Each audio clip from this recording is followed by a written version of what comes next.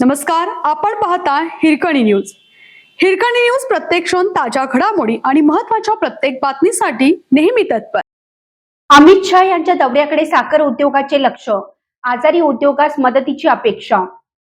पंधरवड्यापूर्वी मुख्यमंत्री देवेंद्र फडणवीस यांच्या नेतृत्वाखालील राज्याच्या शिष्टमंडळाने केंद्रीय गृह तथा सहकार मंत्री अमित शहा यांच्याशी चर्चा केली असता शहा यांनी सकारात्मक प्रतिसाद दिल्याचे म्हटले होते.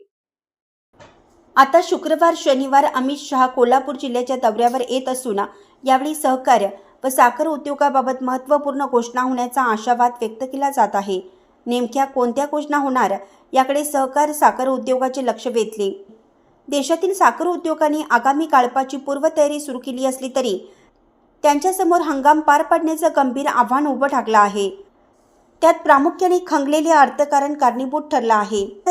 भारतीय साखर उद्योग हा कापड उद्योगानंतर देशातील दुसरा सर्वात मोठा कृषी आधारित उद्योग आहे.